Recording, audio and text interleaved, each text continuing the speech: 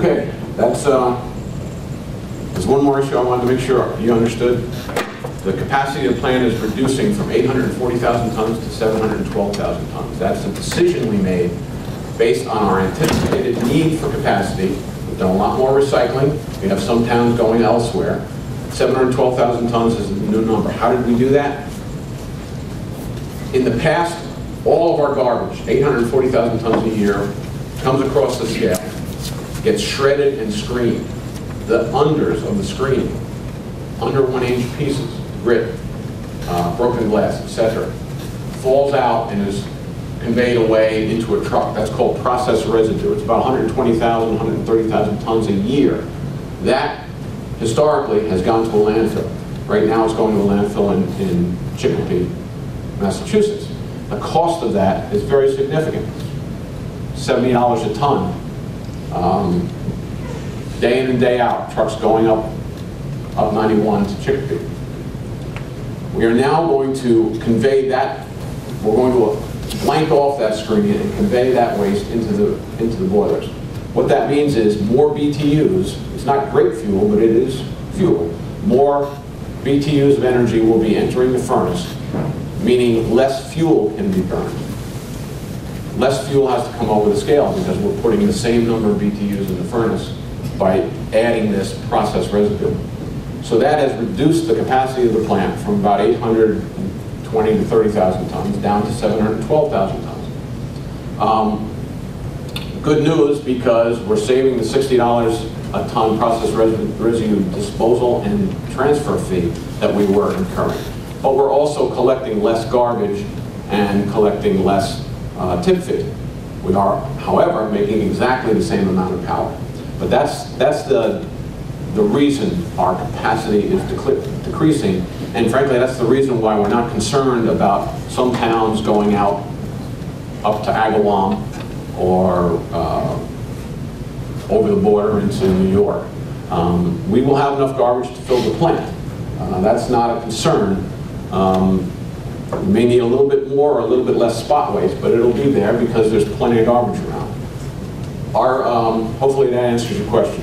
The real concern for us looking forward is ensuring that revenue is there to replace the revenue lost by the poor power price. Yes, John. Hi, John Adams, Granby. Do your contracts with NAES have an opt-out so that if the plant does shut down, there's not a financial responsibility of the towns for closing those contracts down? The short answer is yes, we do, but there wouldn't be a financial responsibility of the towns anyway. This is not like the old contract where you're essentially a shareholder. You're a customer, and if you opt out, you make sure you do it before we hit the wall.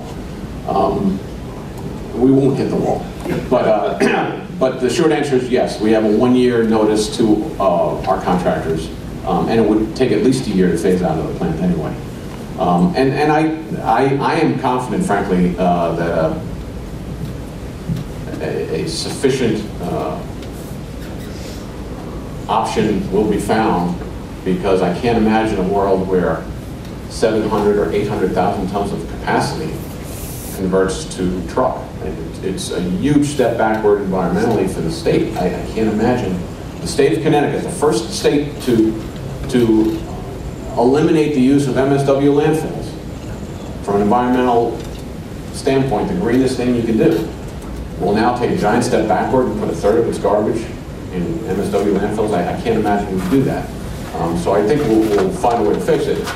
If we don't, there's no structural problem with phasing out the plant. There's no commitments beyond 1 year anywhere, including our power price. So we are protected in that regard. And the towns are as well.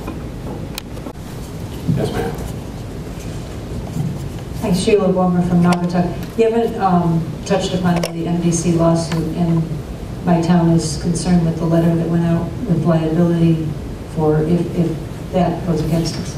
Yes, thank you for mentioning that. If you recall, a couple weeks ago, I sent a letter to all the towns. You can tell I didn't write it. It was written by a lawyer.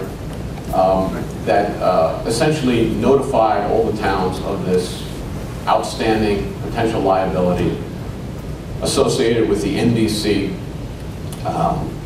arbitration, which is ongoing. The arbitration, in layman's terms, is over alleged costs that NDC believes should be paid by the project. CRA does not agree. There's mechanisms for resolving that in an arbitration. The letter was to inform our towns and make sure they knew everything that we knew about it. And the letter did that. In the letter, we provided the worst case, essentially the highest number demanded by MDC prior to the arbitration. There hasn't been an official demand or recognition of whatever the costs are, but that highest number was $39-something million.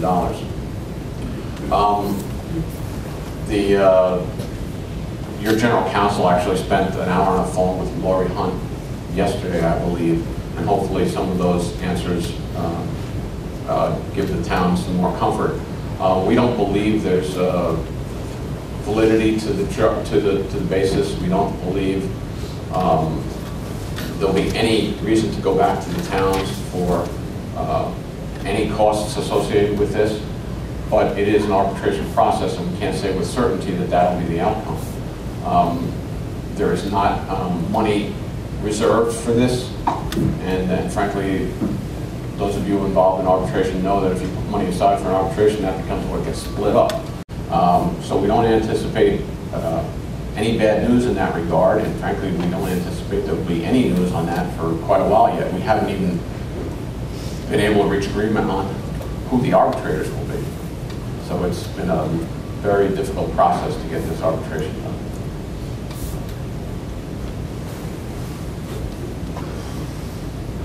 Okay, any other questions? Yes, sir. Just on the tip fee, you mentioned a couple of numbers, 62 and 60. That when you screened your red towns, I was just curious, the ones in the blue, what is it, the 62 or the 60?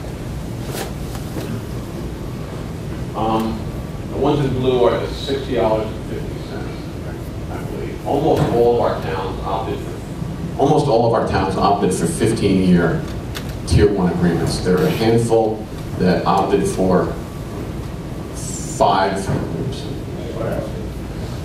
All these blue towns are Tier 1 long-term, and that's $60.50. The Tier 1 short-term is the green, Woodbury, Sharon, Salisbury. They'll pay $62.50. Tier 3 is also a $60.50 price, and these guys are whatever they negotiated.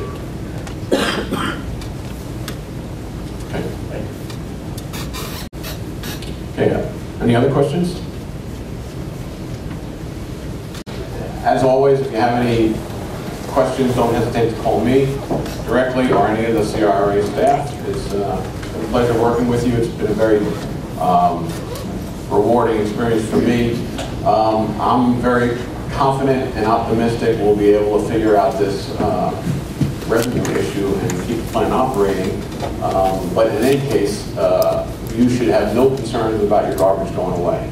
If it gets on a truck and it gets pointed to a CRA facility, you will never have to worry about it again. Okay? Thanks, everybody.